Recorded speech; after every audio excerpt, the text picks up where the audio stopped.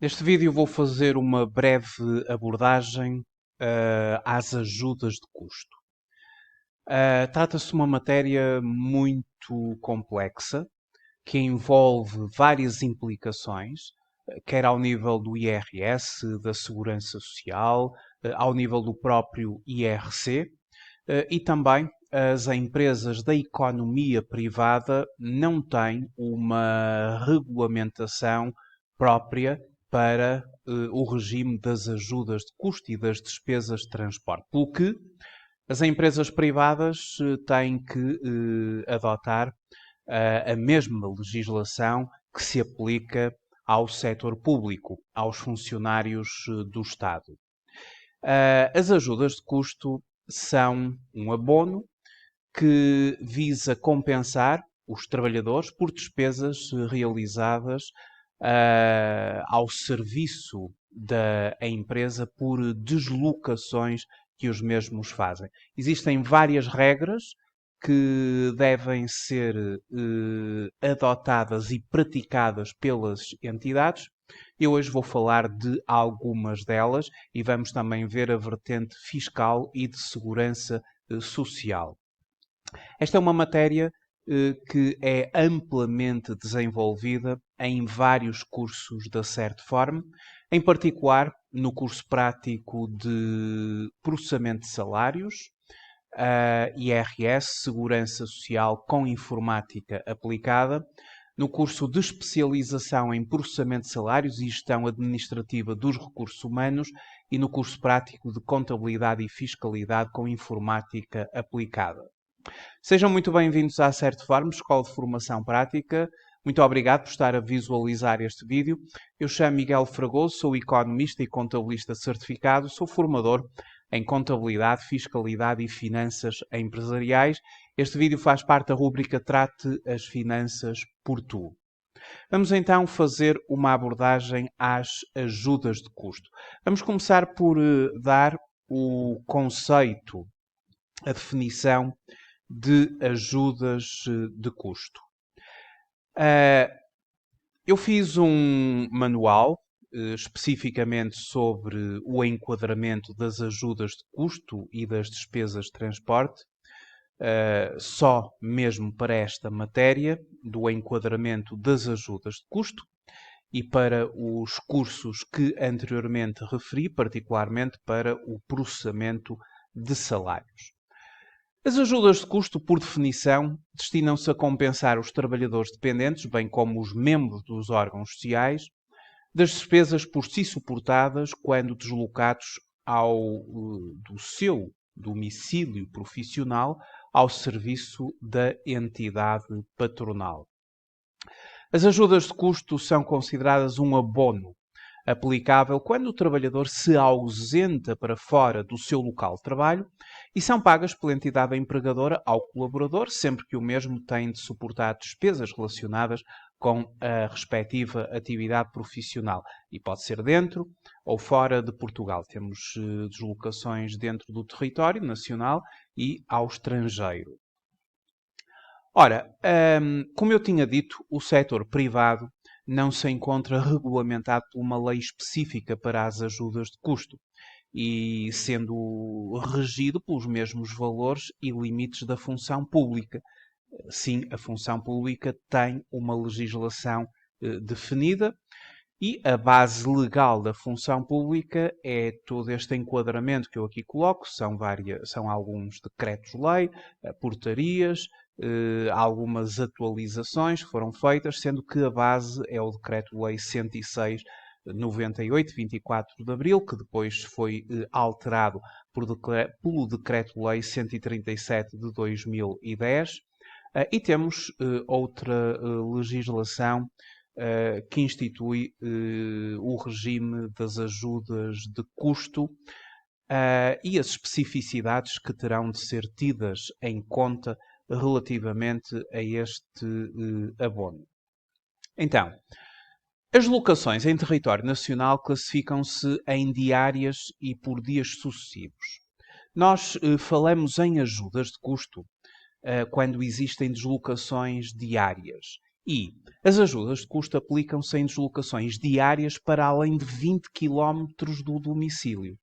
Ou seja, se a distância for superior a 20 quilómetros do domicílio necessário, não ultrapassar um período de 24 horas e não implicar a necessidade de alojamento, denominam-se por deslocações diárias. Então temos ajuda de custo por deslocação diária. Em deslocações por dias sucessivos, consideram-se ajudas de custo em deslocações superiores a 50 km do domicílio. Ou seja, se a distância for superior a 50 km e se realizar num período superior a 24 horas, denominam-se por deslocações por dias sucessivos. As distâncias são contadas da periferia da localidade onde o trabalhador tem o seu domicílio até ao ponto mais próximo do local de destino.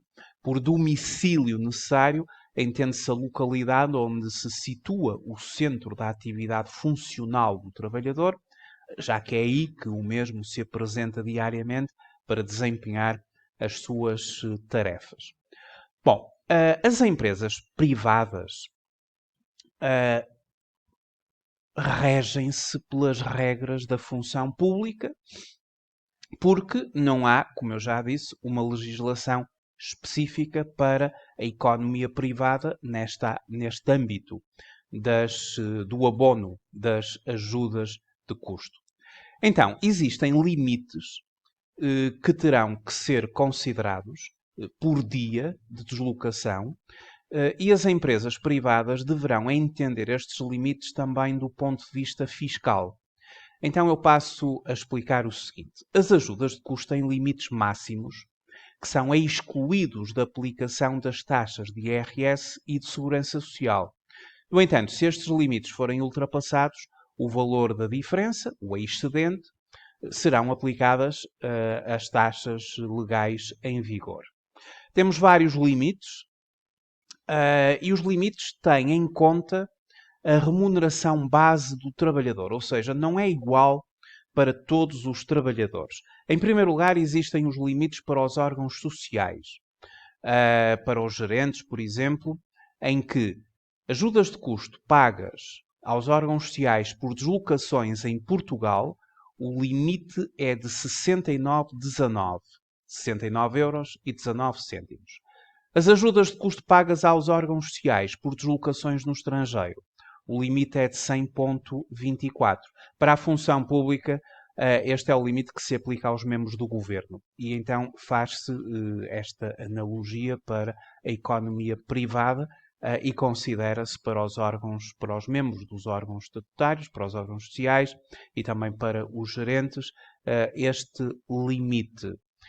Este limite tem que ser compreendido também numa perspectiva fiscal. Se a empresa pagar um montante de ajudas de custo inferior a este valor, não faz descontos de IRS e também não faz descontos de Segurança Social. Se a empresa praticar um valor acima, superior a este valor, o excedente, a diferença, vai ser integrada na base para efeitos de retenção em sede IRS e de desconto para Segurança Social. Nós temos aqui vários limites e tem a ver, como eu disse que em primeiro lugar temos a questão dos membros dos órgãos estatutários, dos órgãos sociais, dos gerentes, mas depois temos os trabalhadores. E os trabalhadores têm aqui 6 possibilidades. E tudo funciona em função da sua remuneração base mensal. E aqui, mais uma vez, temos que fazer uma comparação com a função pública. Na função pública, existem níveis remuneratórios. O sistema remuneratório da administração pública para o ano de 2020 foi atualizado. Ele já não era atualizado há muitos anos.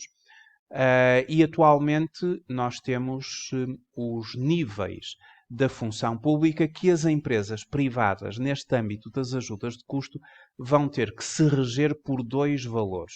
O valor do nível 9, que corresponde a um valor atual do montante pecuniário, é o nível remuneratório a remuneração base de 895 euros, 21 cêntimos, 895,21. E depois o nível 18 corresponde a 1360,03. É o nível 9 e o nível 18. A legislação, como é uma legislação criada para a função pública, refere só ao nível 9, nível 18. E nós temos que ir a esta tabela, consultar a tabela dos níveis remuneratórios da função pública para saber o que é o nível 9 e o nível 18 e assim aplicar por analogia, por comparação, estes dois valores às empresas da economia privada. Portanto, nível 9, nível 18. E então, aquilo que nós fazemos é o seguinte. Já sabemos então que o nível 9 são 895,21, desde 2020 que está em vigor este valor. O valor antigo era 892,53 e atualmente o nível 18, para a tabela remuneratória da função pública, são 1360,03, está em vigor desde 2020. Antes deste valor vigorava 1355,96. Então, o que acontece é que, para os trabalhadores, nós temos o seguinte. Quando eles se deslocam no país e se a sua remuneração base for até 895,21, ou seja, até ao nível 9, mas isso nível 9 tem a ver com a função pública, nós nas empresas privadas convertemos isso e fazemos assim esta tabela. O limite diário é de 39,83. Se a remuneração estiver compreendida entre 895,22 e 1360,03, o limite diário é 43,39 para deslocações no país. Se a remuneração base do trabalhador for superior a 1360,03, o limite diário é de 50,20. Já sabemos que quando os órgãos sociais, os gerentes, se deslocam no país, o limite diário é de 69,19. Para deslocações no estrangeiro, até 895,21 de remuneração, temos o limite diário de 72,72 €. Entre 895,22 e 1360,03, o limite diário de 85,50 €. E para quem tem uma remuneração base superior a 1360,03, 89,35 é o limite diário das ajudas de custo por deslocações no estrangeiro. Para órgãos sociais, 100,24. As empresas privadas utilizam também estes limites para efeitos fiscais. Ou seja, se pagar até estes valores, ou menor ou igual a estes valores, não há desconto de IRS em termos de retenção na fonte e também não há segurança social. Se a empresa pagar acima destes limites, o excedente fará desconto de IRS e de segurança social. Agora, as ajudas de custo têm alguma complexidade, porque estes valores que aqui se apresenta nesta tabela são as chamadas ajudas de custo a 100%, ou seja, a diária completa.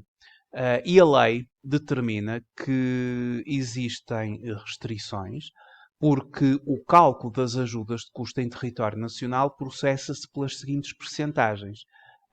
E há uma série de percentagens que a lei define, nomeadamente as deslocações diárias, e diz-nos que se a deslocação abranger, ainda que parcialmente, o período compreendido entre as 13 horas e as 14 horas inclusive, só podemos pagar 25% destes montantes. Tem que se fazer 25% destes valores. Se a deslocação abranger, ainda que parcialmente, o período compreendido entre as 20 e as 21 horas, inclusive, 25%, e para fazer face às despesas com o jantar. Anteriormente seria para fazer face às despesas com o almoço.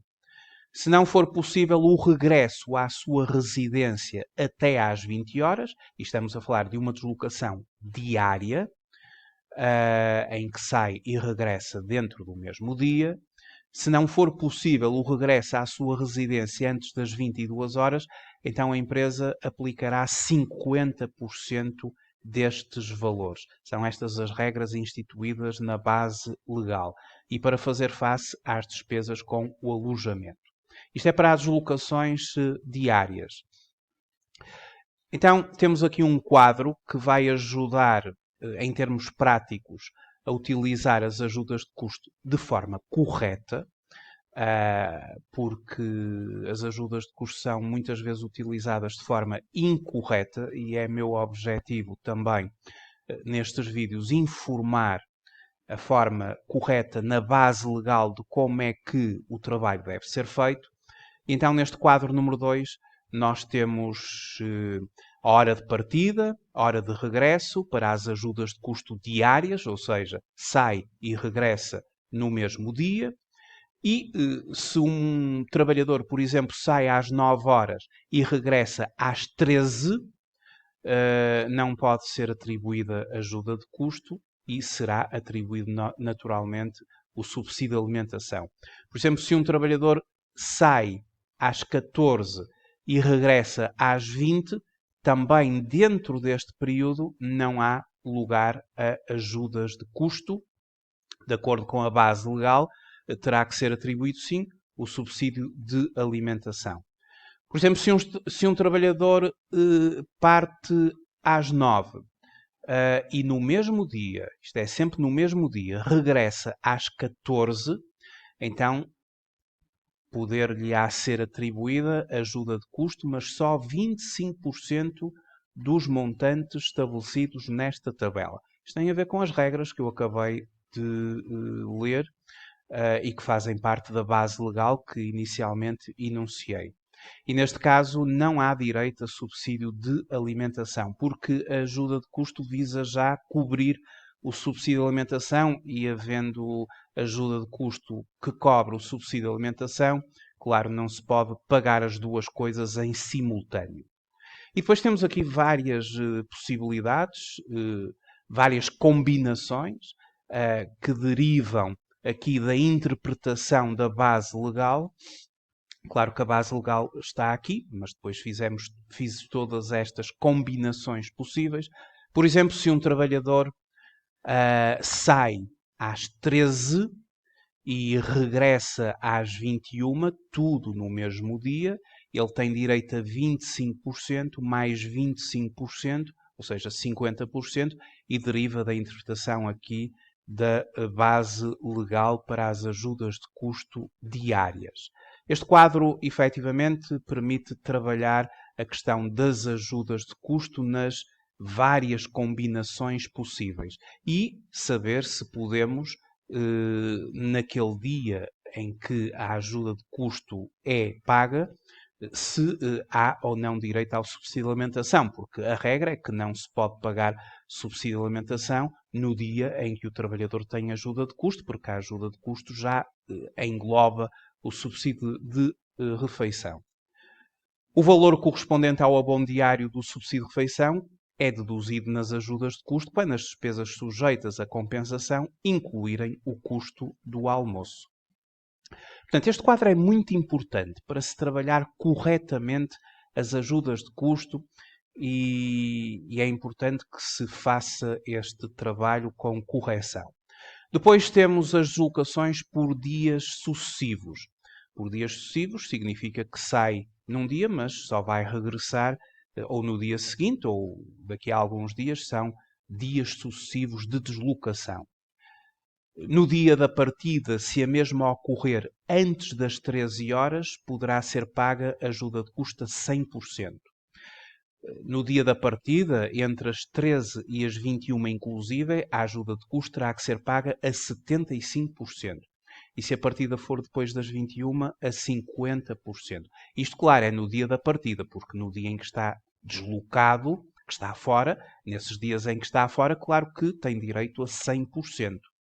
Eu também tenho aqui um quadro que mostra a interpretação da base legal e aqui são as ajudas de custo em deslocações por dias sucessivos.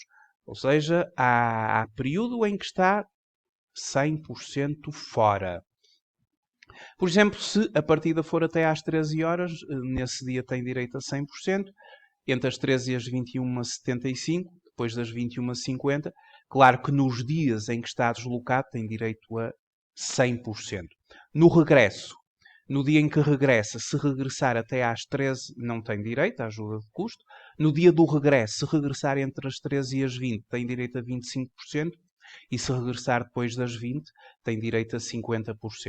Já sabemos que estas percentagens são para se aplicarem aos limites que constam desta tabela.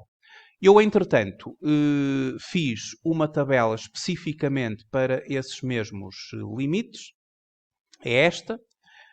E aqui temos uma tabela muito completa para aplicarmos aqui na formação, nas várias vertentes. Ajudas de custo em território nacional. Temos aqui os níveis remuneratórios por comparação com a função pública, acima do nível 18, entre o nível 18 e 9 e abaixo do nível inferior ao nível 9. Não esquecer que estes níveis, como eu já tinha dito, têm a ver com a tabela de remunerações da função pública que nós, por comparação, temos que aplicar às empresas da economia privada. O nível 9 da função pública corresponde a 895,21 e o nível 18 dos funcionários públicos corresponde a 1.360,03. Esta é uma tabela de 2020 em que nós temos as remunerações dos trabalhadores do Estado. E, portanto, no Estado, digamos que o valor mínimo seria o nível remuneratório 1, depois temos o 5 e depois temos o nível máximo, que é o nível 115, de 6.369,63. Portanto, nós aqui temos as várias carreiras da função pública e o valor da remuneração por cada essas mesmas funções de carreira portanto, do setor público. Mas aqui interessa-nos, claro, a questão das empresas privadas e nós temos que fazer esta comparação. A 100%, a 75%, a 50%, a 25%, temos aqui a 100%, que são os valores totais, a diária completa, e depois eu multipliquei por 75, por 50 e por 25 para ir ao encontro destas regras que a base legal determina e que têm a ver com estas percentagens que são aplicadas em função das horas de partida e de regresso e em função do dia da partida e do dia de regresso, quando se tratam das deslocações em dias sucessivos. Nós também temos a questão das deslocações transfronteiriças, Espanha, e as deslocações ao estrangeiro e no estrangeiro, em que existem regras específicas, também determinadas pela base legal que anteriormente indiquei. E, portanto, temos as deslocações no estrangeiro e as ajudas de custo transfronteiriças. Transfronteiriças têm a ver com deslocações a Espanha, em que existe um regime um pouco diferente das deslocações ao estrangeiro que não seja Espanha. Isto pela proximidade que os dois países têm. Bom, quando nós pagamos ajudas de custo, é preciso ter um mapa de ajudas de custo e um boletim itinerário. Nós nos cursos damos uma minuta. Temos aqui uma minuta em Excel. Esta está em PDF, mas ela é fornecida em Excel para que se possa preencher.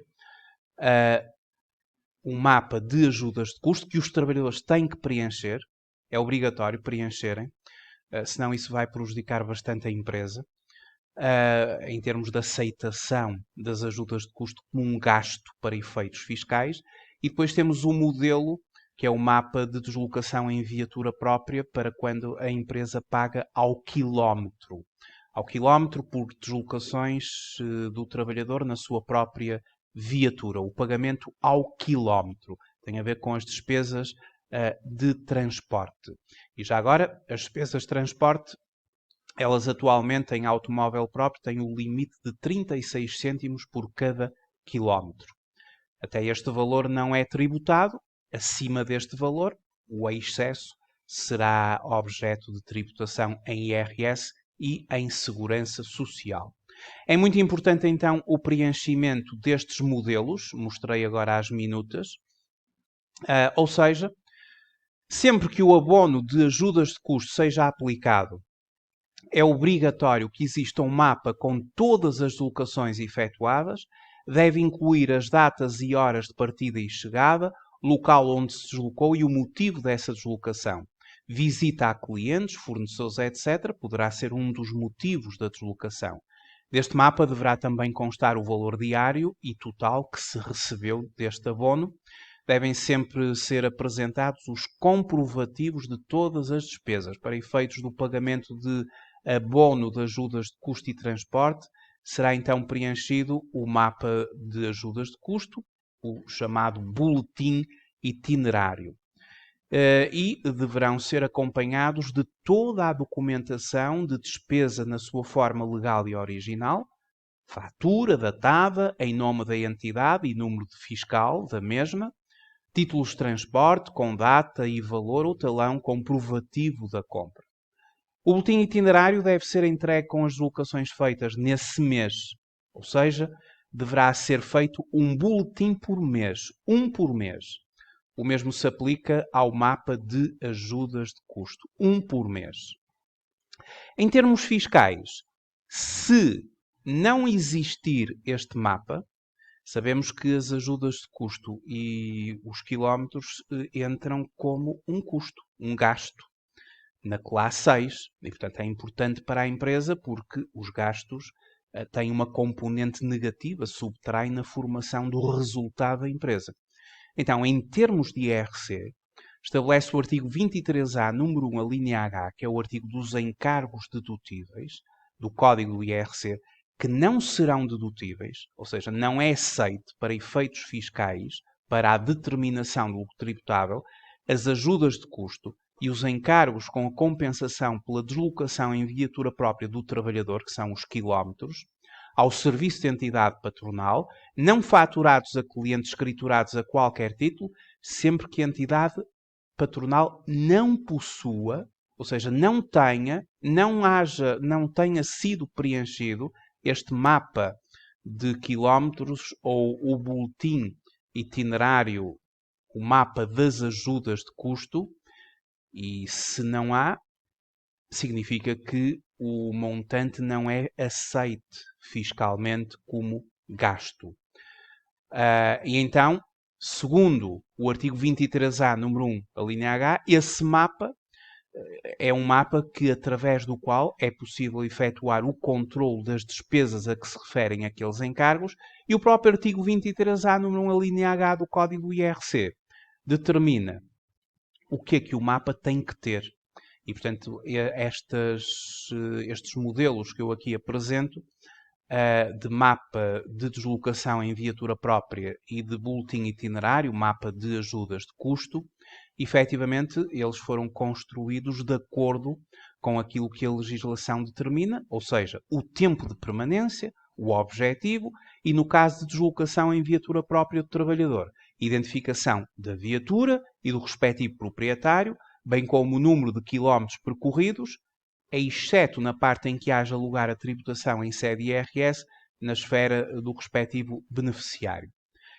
Esta legislação, se não for cumprida, ou seja, se a empresa não tiver estes mapas, isto implica que, quando a empresa estiver a fazer a passagem do seu resultado contabilístico para o seu resultado fiscal, tenha a penalização, através da declaração modelo 22, de ter que acrescer o valor das ajudas de custo. E na declaração modelo 22, no quadro 07, nós temos precisamente no campo 730 um campo de ajustamento fiscal a acrescer, penalizar a empresa, no âmbito das ajudas de custo e encargos com compensação pela deslocação em viatura própria, mas isto só se aplica se a empresa não possuir os tais mapas. De qualquer forma, outra implicação em sede de IRC. para efeitos das ajudas de custo e dos quilómetros. É a sua tributação autónoma. As ajudas de custo e os quilómetros são tributados autonomamente à taxa de 5%, na parte em que não é tributada em IRS, ou seja, até àqueles limites que eu há pouco referi. A empresa tem que declarar no campo 415 do quadro 13 da declaração modelo 22 o valor das ajudas de custo e dos quilómetros, declara aqui o valor, depois multiplica por 5%, resulta na chamada tributação autónoma, e a tributação autónoma, que é um valor de IRC a pagar, resultará no quadro número 10 da declaração modelo 22, no campo das tributações autónomas, que é o campo 365, é aqui onde se colocam todas as tributações autónomas, ou seja, estas taxas do artigo 88 do Código do IRC que incidem sobre determinados gastos que a empresa incorre, nomeadamente as ajudas de custo. Isto é em termos fiscais. Bom, agora temos um exemplo só para verificarmos e para concluirmos como é que se trabalham as ajudas de custo. Vejamos o seguinte. O Alexandre é chefe de secção da empresa XYZ. E em maio, a sua remuneração mensal fixa é de 1.400 euros. Muito importante a remuneração, não é? 1.400 euros. Se fizermos esta comparação desta empresa privada com a tabela remuneratória da função pública, 1.400 euros, comparativamente com a função pública, é uma remuneração que está acima do nível 18. O nível 18 é de 1.360,03. Este trabalhador tem uma remuneração que, comparativamente com a função pública, é acima do nível 18. E, portanto, o limite que ele vai ter para efeitos das ajudas de custo e no que toca aos trabalhadores será o mais alto. Depois temos outros dados, de acordo com o instrumento de regulamentação coletiva de trabalho que regula o setor de atividade da empresa e com fundamento na antiguidade ao serviço da empresa recebe 80 euros de diuturnidades. Tem um subsídio de alimentação de 5,34 euros. Este subsídio de alimentação nós consideramos que ele é pago em dinheiro e por deslocação ao serviço da empresa. Recebeu 2 dias de ajudas de custo, diária completa, ou seja, a 100%. Foram confrontados os requisitos e chegou-se à conclusão que na base legal a empresa pode pagar os 100% da ajuda de custo e não aplicar os 25% ou os 50%, ou os 75%, como vimos anteriormente. E o valor diário foi de 80 euros, deslocação em Portugal. Também foram processadas comissões, ele é casado, 2 titulares, ou seja, tanto ele como a mulher, a esposa, têm rendimentos e tem 2 dependentes. Um dos dependentes tem um grau de deficiência com incapacidade permanente superior a 60%. Bom, isto são dados familiares, dados do agregado familiar que eu coloco nos exercícios para podermos aplicar as tabelas de IRS. Por exemplo, um casal que tenha um dependente, um filho com um grau de deficiência ou incapacidade superior a 60%, para efeitos das tabelas de retenção na fonte, estas tabelas que se aplicam, a empresa vai ter que considerar como se tivesse 5 dependentes. E vai ter que considerar sempre na coluna 5 dependentes. E vai baixar bastante a taxa de retenção mensal. Bom, temos então a remuneração mensal de 1.400 euros. Eu vou apenas explicar a questão das ajudas de custo. E não esquecer que para 1.400 euros nós vamos ter que fazer uma conta, porque a ajuda de custo praticada é de 80 euros.